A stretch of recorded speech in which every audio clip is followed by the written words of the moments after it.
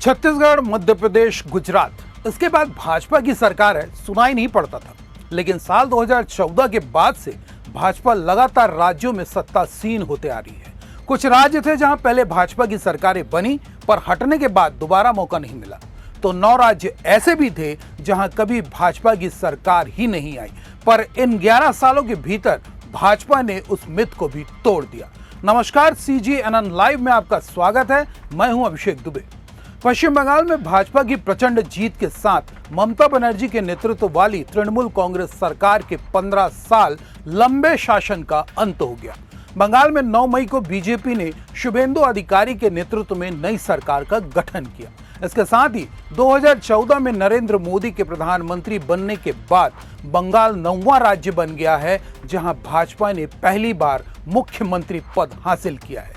इससे पहले किन 8 राज्यों में भाजपा ने पहली बार सत्ता हासिल की, सिलसिलेवार देंगे जानकारी, बने रहिएगा हमारे साथ। इस यात्रा की शुरुआत 2014 में हरियाणा और महाराष्ट्र से हुई।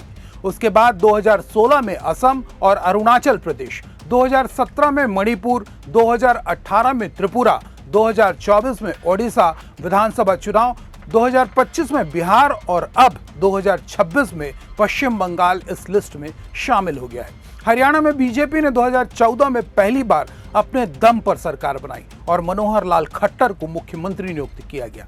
महाराष्ट्र में भाजपा 2014 के विधानसभा चुनाव में सबसे बड़ी पार्टी बनकर उभरी और शिवसेना के साथ गठबंधन में सरकार बनाई।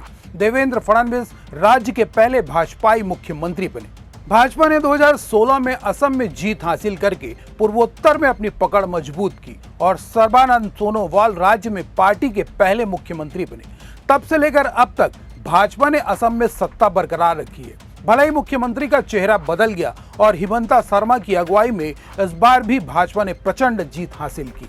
भाजपा ने 2016 में अरुणाचल प्रदेश में अपनी पहली बार सरकार का गठन किया। जुलाई 2016 में कांग्रेस नेता पेमा खांडू ने एक लंबे राजनीतिक संकट के बीच मुख्यमंत्री के रूप में पदभार संभाला, लेकिन सितंबर में वह और अधिकांश कांग्रेस विधायक भाजपा के सहयोगी पीपुल्स पार्टी ऑफ अरुणाचल में शामिल हो गए।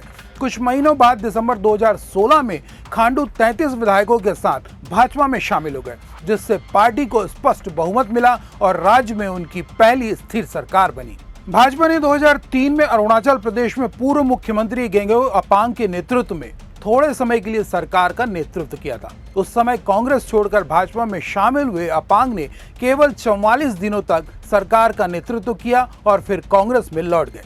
2017 में भाजपा ने मणिपुर में National People's Party, Naga People's Front और अन्य क्षेत्रीय पार्टियों के साथ चुनाव के बाद गठबंधन किया और एन बीरेन सिंह को मुख्यमंत्री बनाया, जो सीमावर्ती राज्य में पार्टी की पहली सरकार थी। भाजपा ने 2018 में त्रिपुरा में वाम मोर्चा के दशकों पुराने शासन को समाप्त कर दिया और बिप्लब कुमार देव के नेतृत्व में अपनी पहली सरकार बनाई।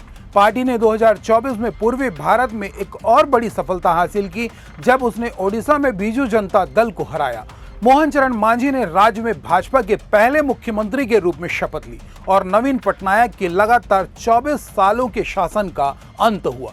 बिहार में भाजपा लंबे समय तक नीतीश कुमार के नेतृत्व वाली गठबंधन सरकारों का हिस्सा रही, लेकिन पार्टी का कोई मुख्यमंत्री नहीं बना था। नीतीश कुमार ने 2 दशकों से अधिक समय तक बिहार के मुख्यमंत्री के रूप में काम किया। इस वर्ष की शुरुआत में वह पद से हट गए और राज्यसभा जाने का फैसला किया। उनके पद छोड़ने के बाद भाजपा ने सम्राट चौधरी को राज्य का पहला मुख्यमंत्री नियुक्त किया। पश्चिम बंगाल में हुए हालिया चुनावों में जीत के साथ भाजपा ने उस राज्य में सरकार बना ली है जिसे लंबे समय से पार्टी के लिए राजनीतिक रूप से दुर्गम माना जाता था।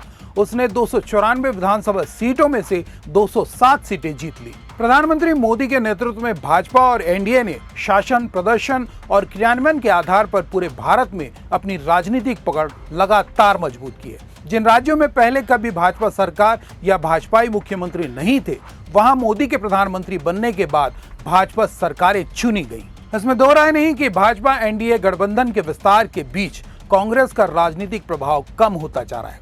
आज भाजपा एनडीए गठबंधन की देश भर में करीब 22 सरकारें हैं। भारत की लगभग 78% आबादी और लगभग 72% भूभाग तक गठबंधन की सरकारों का विस्तार है। पीएम मोदी के नेतृत्व में भाजपा देश की राजनीति का केंद्र बिंदु बन गई है, जबकि कांग्रेस लगातार अपनी राजनीतिक पकड़ खो रही है। भाजपा की यात्रा में यह सुनहरा दौर रहा है, क्योंकि भाजपा ने उन भौगोलिक क्षेत्रों में अपना विस्तार किया है और सरकारें बनाई हैं जिन्हें कभी पार्टी के लिए अभेद्य या बेहद कठिन माना जाता था। भाजपा की इस यात्रा पर आप अपनी प्रतिक्रियाएं कमेंट बॉक्स पर जरूर दीजिएगा। लाइक शेयर के साथ ही चैनल को सब्सक्राइब करना मत भूलिएगा। नमस्कार।